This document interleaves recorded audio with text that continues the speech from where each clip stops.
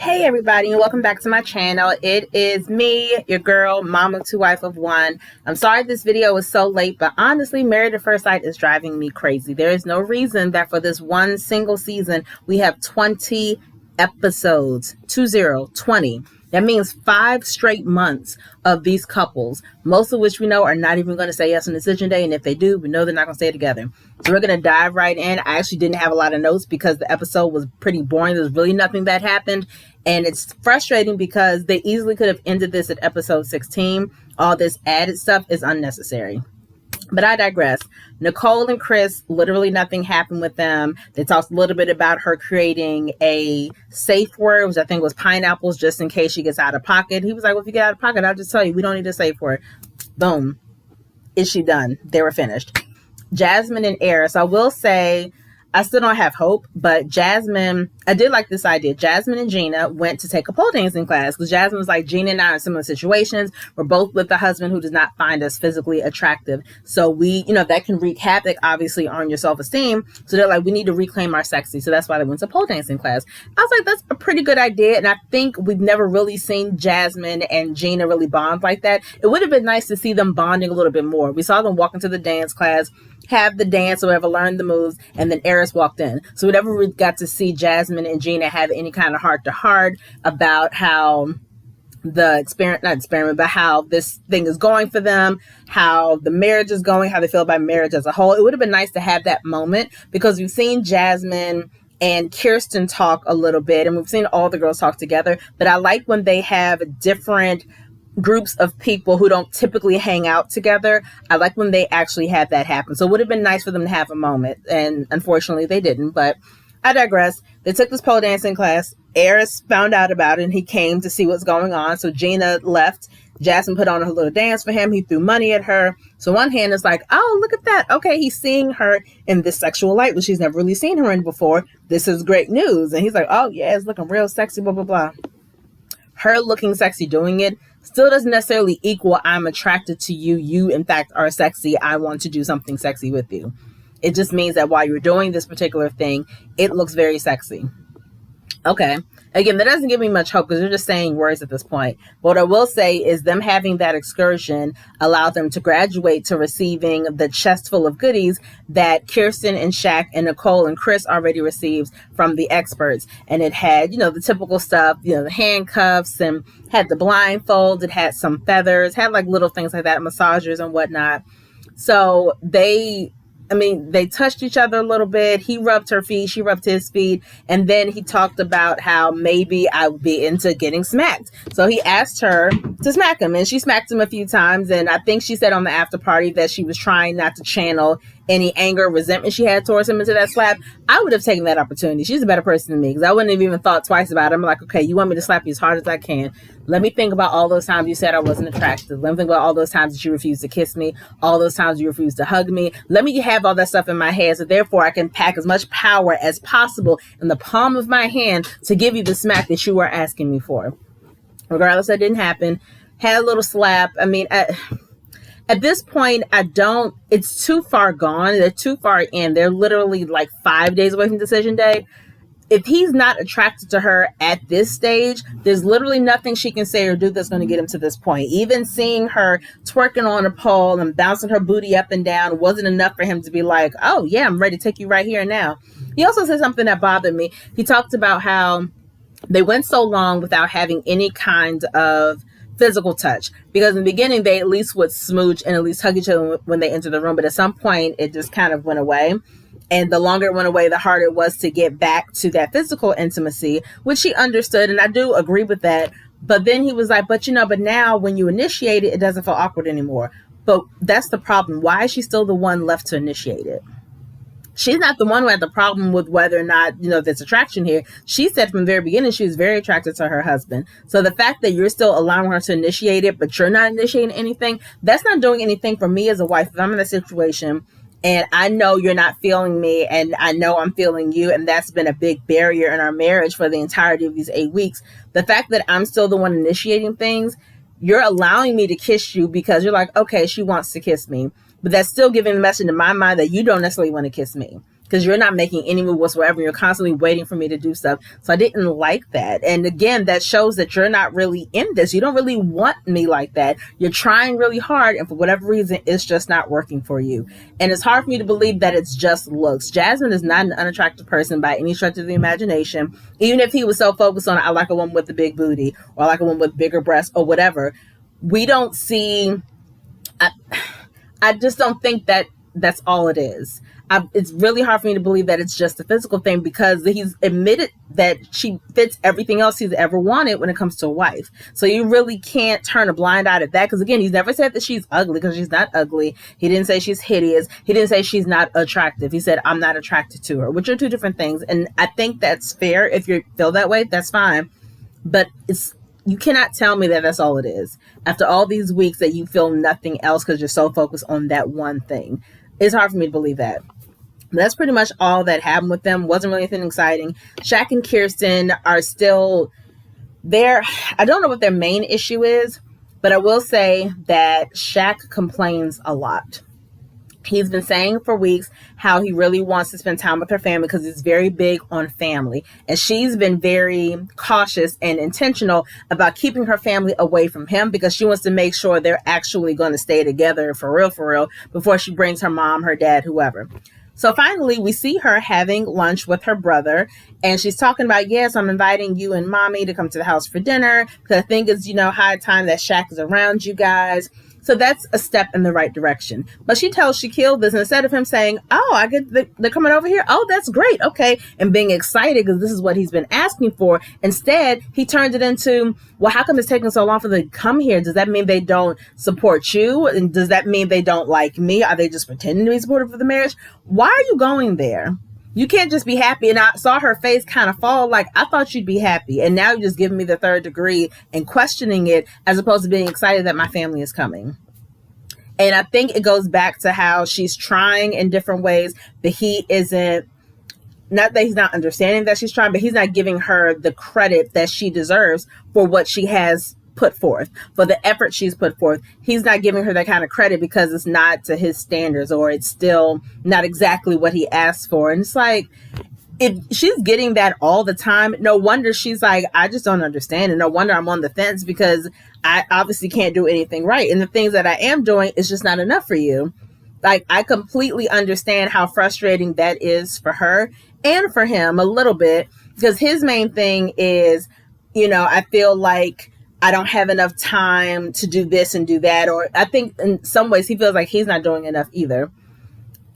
Right now, I'm not really feeling either of them, but I will say the past couple episodes, I've really understood where Kirsten is coming from a little bit more than him. He and her brother kind of mentioned this too, that he has a lot going on. He has school, he has work, he has his mentees, he has his family. And unfortunately, it seems like he's one of those people that came on this show, this beautiful show called Married at First Sight. And instead of coming on with the idea of, I'm ready to be married, I'm ready to have a life with someone and create this life together, he came in like a lot of people do, unfortunately, where I have all this stuff going on in my life and I just want to insert somebody so they can do all this stuff with me. That's not the way this works, because the person who's coming in to be your wife or to be your husband, they have their own lives as well.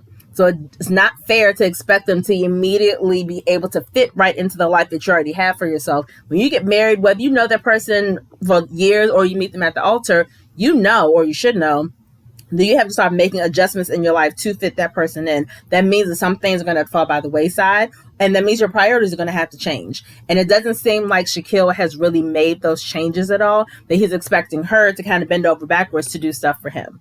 At least that's the way it kind of looks on the outside, at least for these past few episodes. So I definitely understand her being frustrated, and I don't see it for them. Like, I really don't. I think a lot of these couples on paper, they make a lot of sense, but the execution just isn't there. And that's not the fault of the experts. That's really the fault of the couples not really putting in that work that needs to be put in.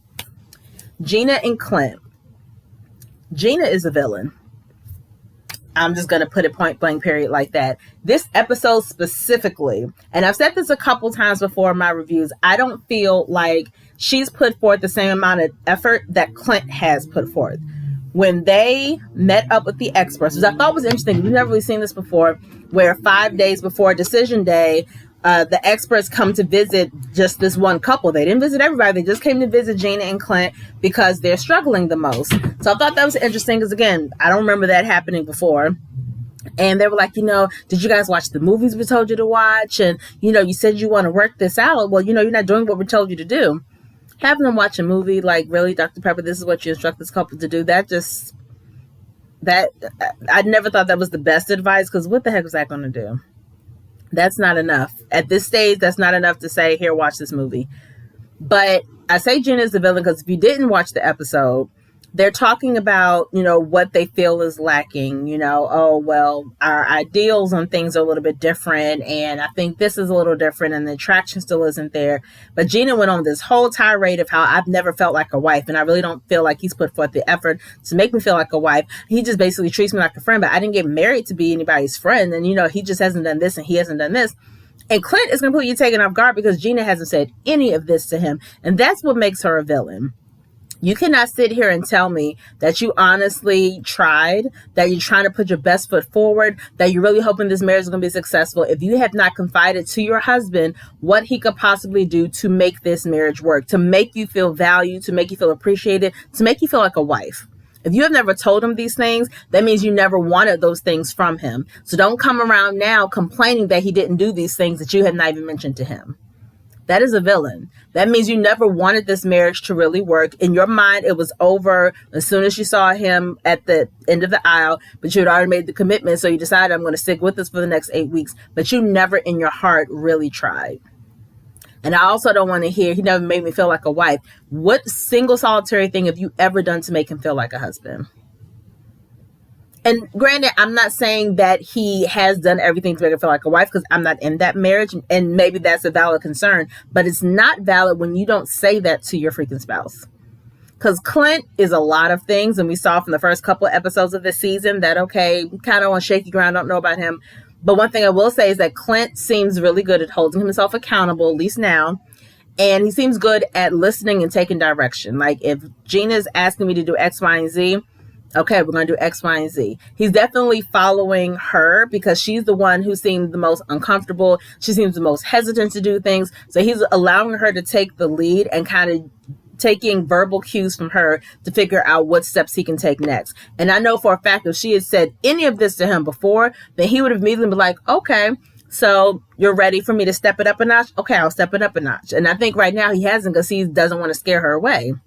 And it's so bothersome. And I think it's it's a dick move. Like, honestly, it's just a really dick move to just pile all this on him, throw him off guard, and make it seem like he's this terrible person when you haven't confided any of this to this man. So now he's caught out there looking like a dummy and feeling like a horrible person. But it's like, yo, I would have done all that stuff. You didn't tell me to do none of that stuff. And you wait until 5 days before decision day to say it.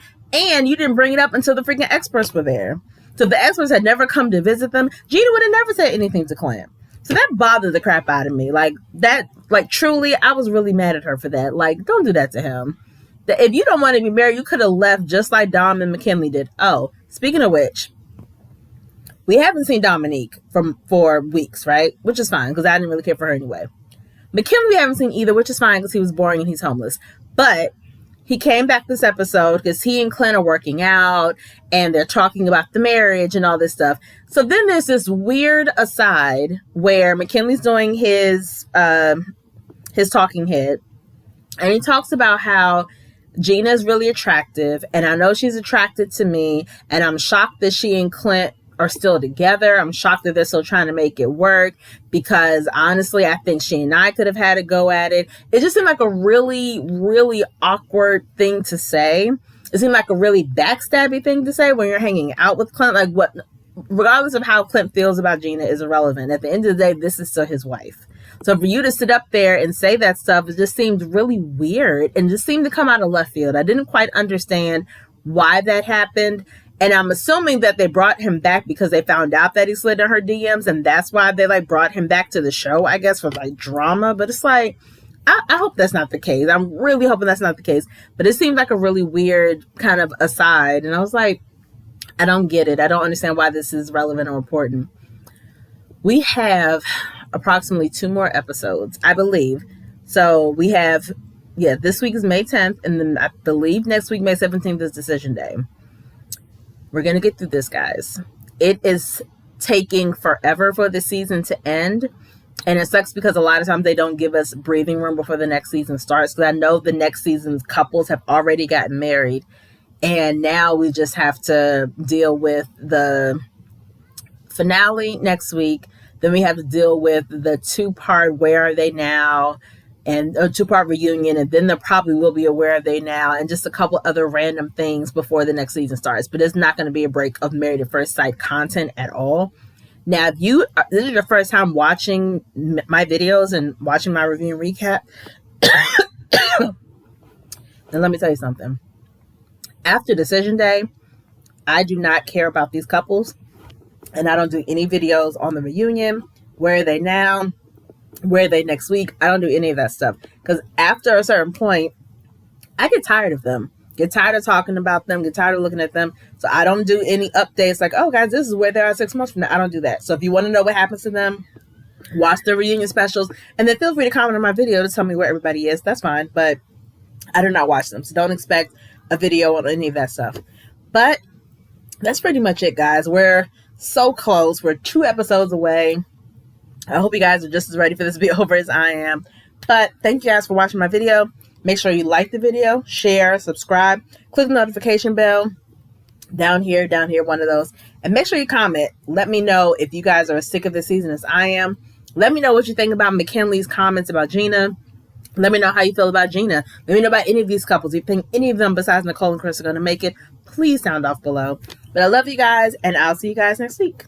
Peace.